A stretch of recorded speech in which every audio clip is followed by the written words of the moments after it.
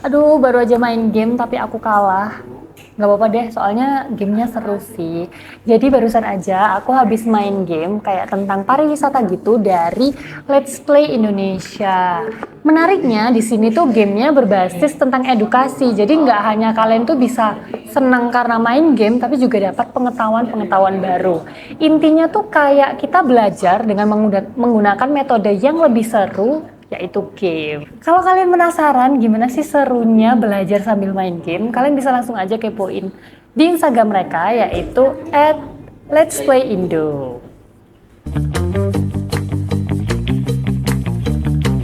Takir yang namanya takir tandem tuh yang ini loh, yang membeli istimewanya adalah dia ini bahannya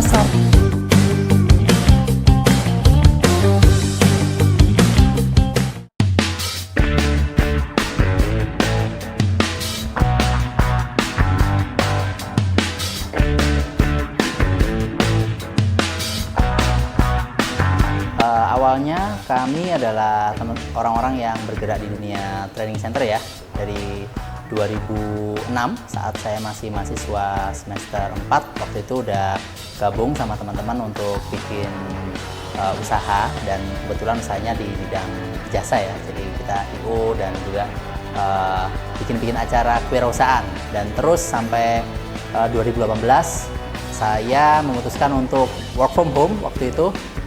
Pengen balik ke rumah lalu memikirkan beberapa inovasi di bidang dunia training kayak gitu, jadi dunia pembelajaran atau dunia edukasi.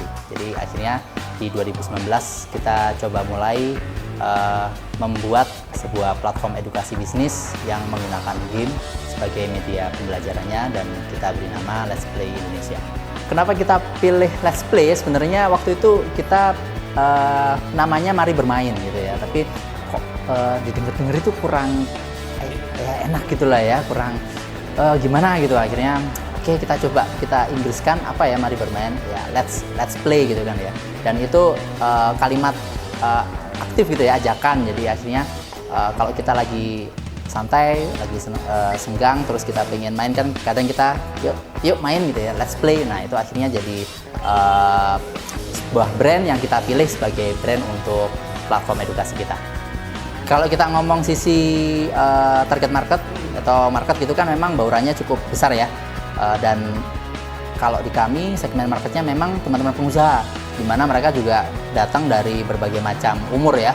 Ada yang teman-teman UMKM yang senior, terus ada juga yang anak-anak muda yang baru punya startup, lalu juga ada corporate, di mana corporate yang kita handle ada beberapa corporate yang memang corporate dari dalam negeri, BUMN maupun dari luar negeri. Nah, itu memang baurannya cukup beragam, tapi biasanya kami kurasi game agar sesuai dengan target market yang akan bermain, partisipan yang akan bermain. Ada game yang kami buat waktu itu namanya Playland, dan itu menceritakan tentang bagaimana kita mengelola sumber daya berupa air, lalu energi, dan makanan. Itu menceritakan bagaimana pentingnya kita mengelola 3 energi itu ya, food, energy, and water. Jadi kita buat itu untuk memberikan kesadaran tentang pentingnya kita menjaga lingkungan. Lalu kita remake menjadi satu game yang namanya Wisata, yaitu pembelajaran tentang 5A dalam pariwisata. Jadi kalau teman-teman pengen buat wahana wisata gitu, nah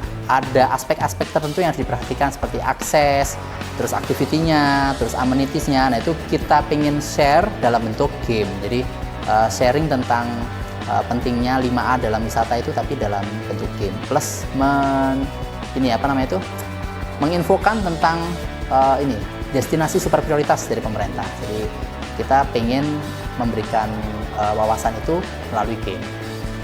Kalau koleksi udah hampir 200 game, koleksi game ya.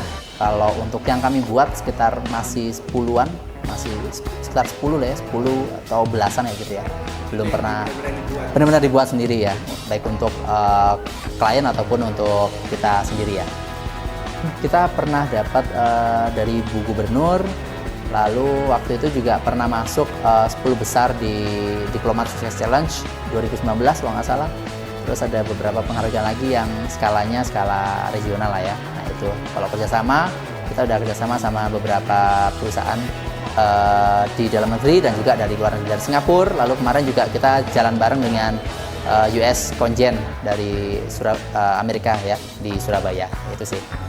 Target kita ingin lebih membuat banyak game edukasi yang bisa dipakai oleh teman-teman guru sih ya, terutama atau pendidik gitu ya, dan juga orang tua untuk dipakai sebagai media pembelajaran. Itu yang pertama. Yang kedua, kita juga ingin lebih banyak sesi-sesi game based learning di entah itu di kampus ataupun di perusahaan atau corporate kayak gitu ya, atau di pemerintahan juga kita ingin lebih banyak sesi-sesi seperti itu, serta mulai ini nih menumbuhkan, mengempowering teman-teman muda ini untuk punya kiprah di dunia industri game terutama kayak gitu.